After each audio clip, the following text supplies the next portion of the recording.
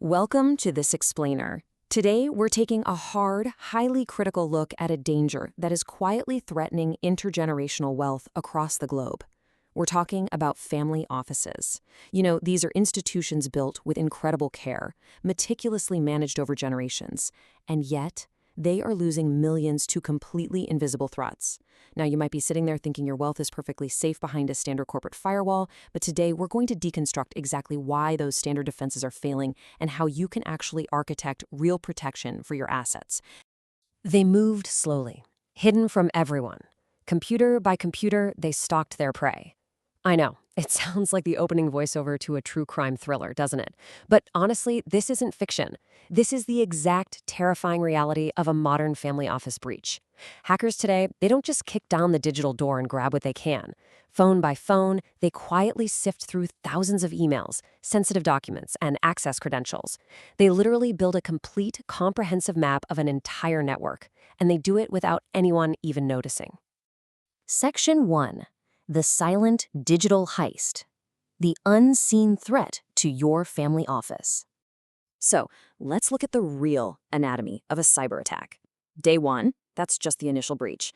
Then, for months, sometimes stretching up to an entire year, they're just hanging out, mapping your systems and harvesting passwords. They catalog absolutely every system they can get their hands on. It's not until month 12 that they actually strike, and when they do, it's one swift blow that redirects liquid assets offshore, immediately splitting them into thousands of tiny payments to launder the money. They are incredibly patient. They study the network for almost a year before the game is finally over. This brings us to a really crucial question. When a devastating breach like this happens, who's actually to blame? Was it the employee who accidentally opened an infected spreadsheet? Was it the IT admins who somehow didn't notice every single computer was compromised? Or maybe the antivirus software dropped the ball? It is so easy to just point fingers at the victims or blame a single missed update. But if we pivot our thinking here, the root cause is rarely just simple human error. It's a systemic failure. Section 2. The architecture illusion. Why standard IT fails to protect wealth. Family offices usually run incredibly lean. You have a small, highly trusted team of IT experts setting up your emails, your computers, your servers. But here's the catch. IT experts are built to create and maintain infrastructure. They make things work. They are not security experts built to architect secure defense systems. Expecting your standard IT admin to suddenly architect military-grade cybersecurity is a fundamental mismatch of expertise. Think about it. It's basically like asking the guy who poured your house's concrete foundation to also design a completely impenetrable bank vault. It just doesn't work. And this fundamental mismatch leads to a pretty harsh reality. Combining well-meaning IT experts with what we can only call snake oil defense salesmen, the ones who promise miraculous bulletproof protection at an incredibly acceptable price, that usually leads straight to a security breach. Over-relying on commercially sold firewalls and out-of-the-box solutions creates a massive false sense of security. In fact, it's the single most common denominator in almost every breached family office. To really put that into perspective, we often think that buying a top-tier antivirus means we're fully secure, right? But standard antivirus and anti-malware solutions provide, at absolute best, about 2% of the cybersecurity controls you actually need. Yes, absolutely, you still need that 2%, but it leaves a gaping 98% hole in your defenses. Advanced hackers don't even bother using traditional viruses anymore. They just bypass that 2% entirely because the broader security hardening and vulnerability management just isn't there. Section 3. Securing the digital vault. Advanced asset protection. If you're a CFO or a principal listening to this, you need to demand these absolutely non-negotiable criteria from any asset management software vendor you do business with.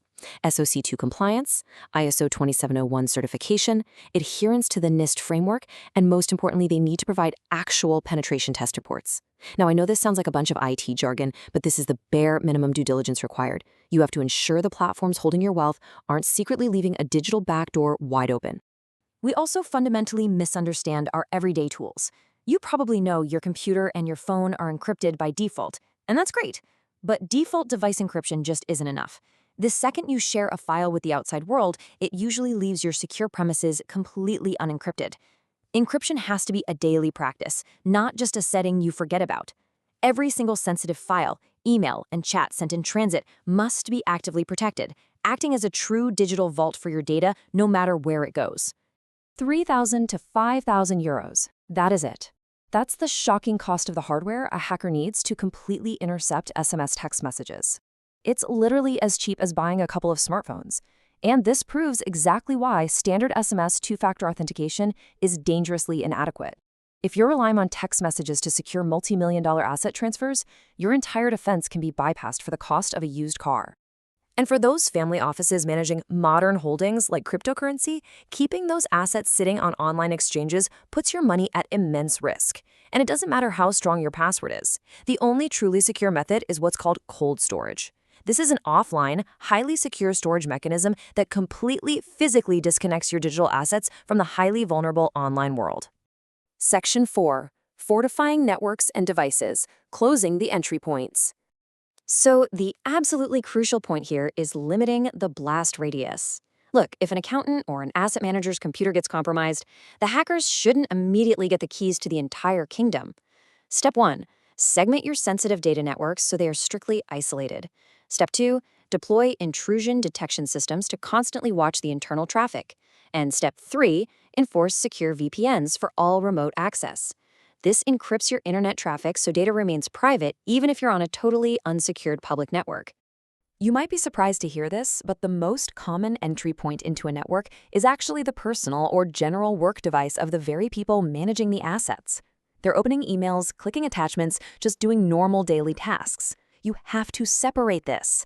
High-risk financial transactions should only ever be done on strictly configured, dedicated devices. By separating these two environments, you completely bypass the massive risk of everyday human error.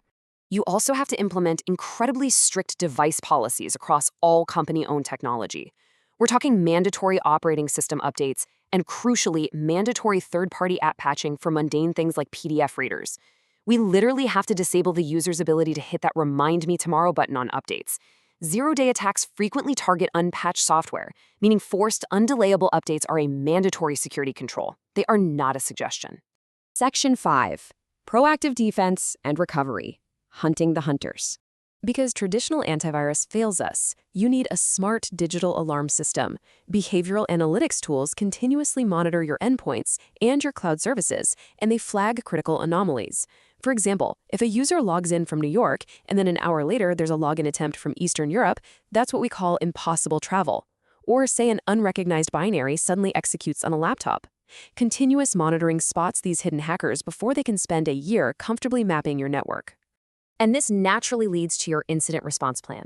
Listen, if you think you aren't having incidents, it's highly likely just because you lack the detection capabilities to see them. You must be able to do 3 things. Step 1, detect the activity. Step 2, eject the attacker immediately. Kicking them out on day 1 is what prevents the fatal blow on day 365. And Step 3, utilize regular, verified backups. The difference between a minor operational headache and a devastating financial loss is simply your incident response capability. Thousands of years ago, ancient wealth preservation relied on private armies and massive physical fortresses to guard assets. Today, the fundamental goal hasn't changed at all. Wealth still needs preserving. But modern wealth preservation requires a proactive, layered cybersecurity architecture. You wouldn't leave a physical fortress undefended with the gates wide open, right? So you absolutely cannot leave your digital infrastructure protected by just a standard IT admin and some basic antivirus software. To close out our explainer today, I really want you to seriously ask yourself a question. If a hacker is in your family office network right now, silently mapping your assets, would you even know? It is time to stop taking shortcuts. Invest the exact same level of care into your cybersecurity as you did in accumulating your wealth in the first place. Evaluate your defenses, implement that layered architecture, and make sure your family's legacy remains secure for generations to come.